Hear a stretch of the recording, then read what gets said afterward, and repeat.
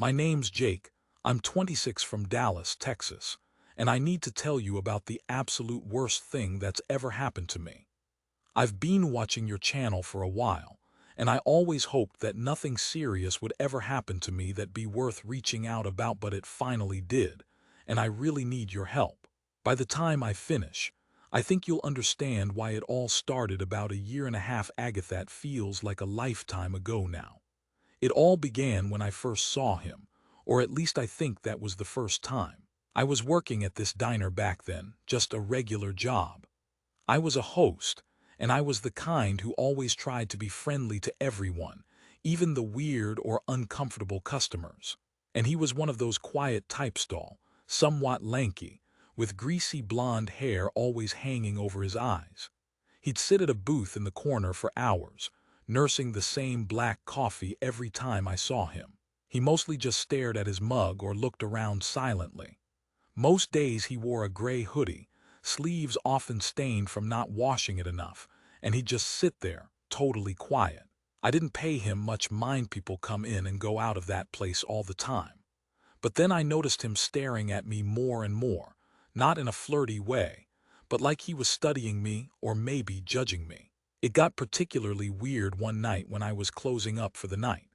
I caught him watching me through the window as I was locking up, and I told myself it was just some loser who thought I looked nice and didn't know how rude it was to stare at normal stuff. Right. But the more I told myself it was no big deal, the worse things got.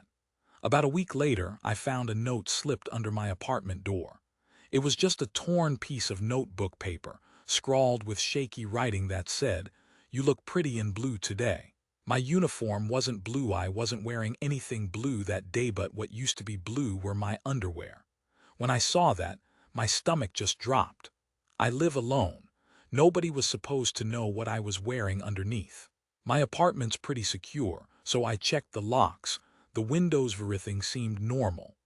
I threw that note away, told myself it was probably some prank, maybe some kids messing around, but honestly, I started sleeping with a knife under my pillow after that. Things rapidly got worse after that. Over the following weeks, I kept seeing this guy everywhere, just glimpses from a distance, like shadows crossing the street when I was walking home, or seeing someone standing under the streetlight outside my window at night. I didn't always see his face, but deep down I knew it was him. I even swear I saw him peeking through cereal boxes in the grocery store for him to vanish before I could get a good look. I guessed I was probably just paranoid, overworked, stressed, not sleeping, that kind of thing. But then the notes kept coming and they were worse. "I like your hair down, you shouldn't leave your curtains open, I'm closer than you think." His handwriting was childish and shaky, but each note made my skin crawl more. At first, I threw them away, thinking it was pointless and maybe just a prank. But a friend told me to keep them as proof. I kept them in a shoebox, just in case.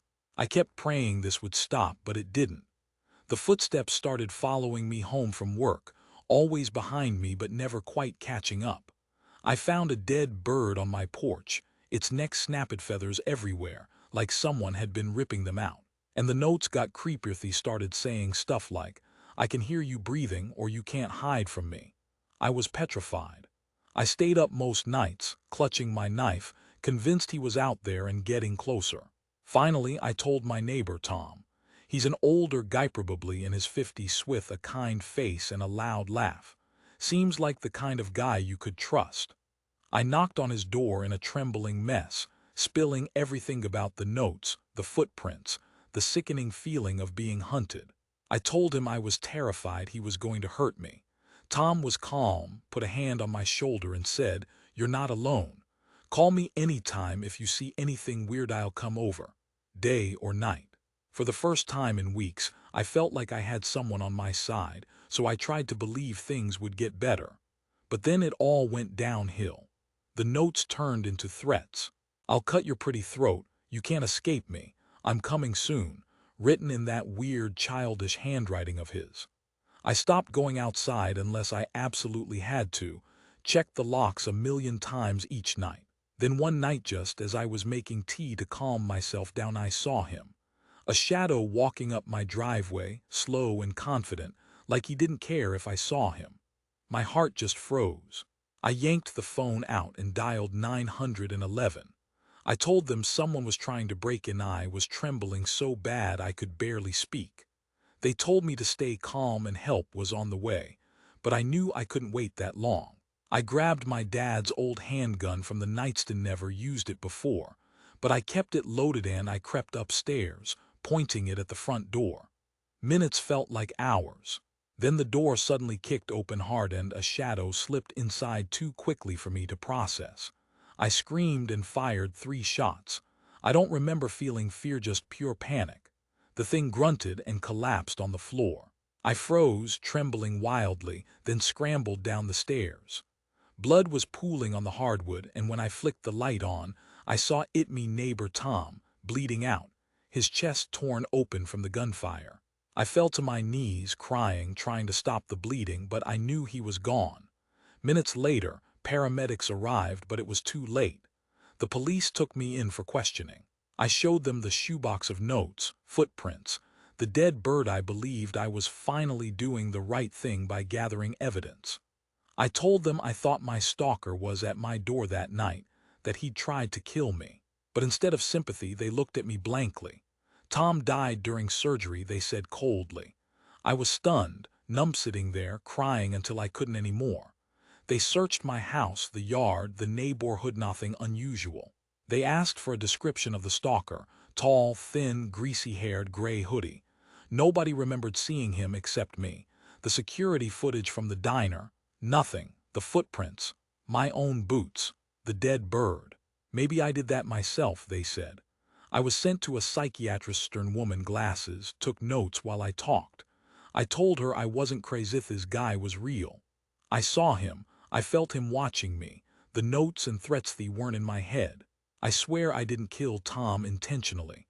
I thought if I fought back, maybe I'd save myself. Now I'm stuck in that psych ward, white padded walls, nurses who look at me like I'm some monster. But I know I'm not crazy.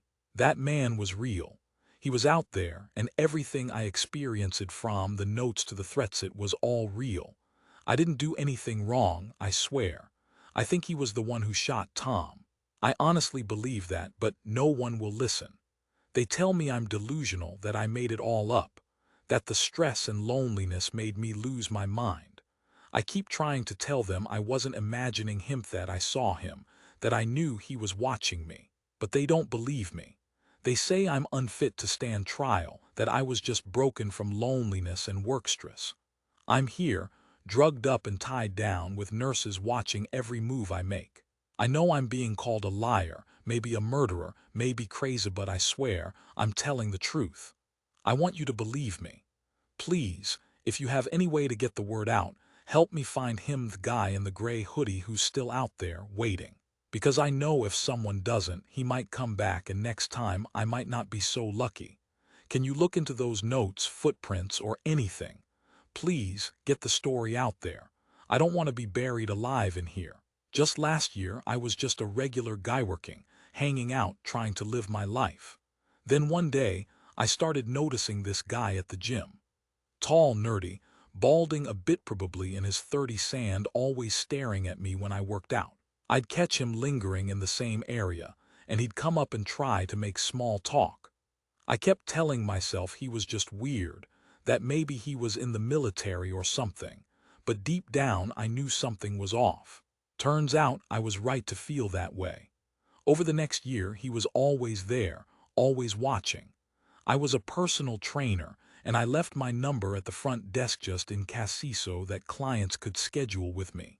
One day, I get an email that I've got a new client. Turns out, this guy in his late 30s signed up through the site, paid hundreds for sessions. I was nervous because he looked fit, knew how to work out, and I didn't get why he was paying me. The first session, I realized he already knew everything.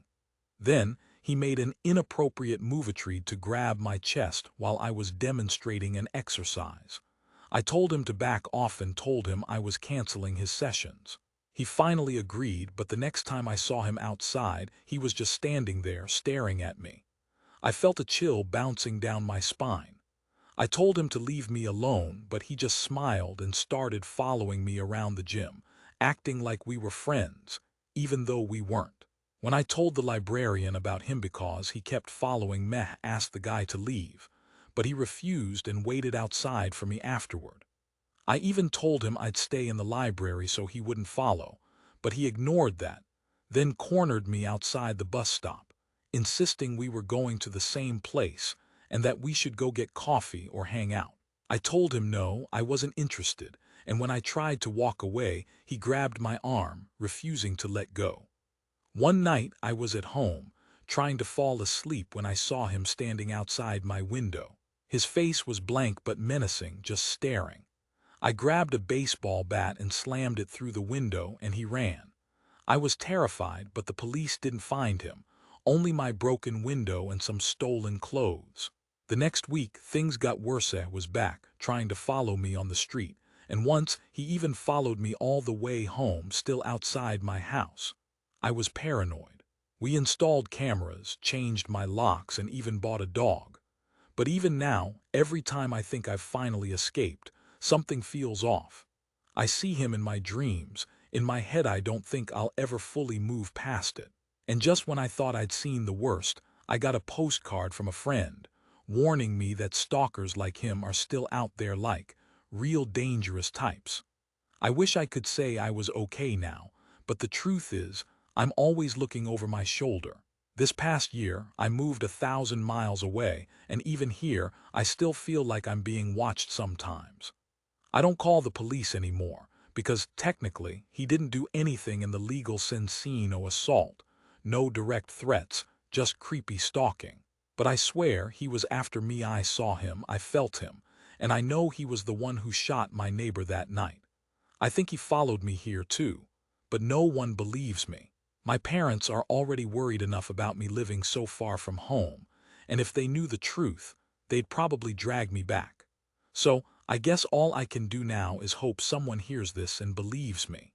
Maybe if enough people know, we can find him before he hurts someone else.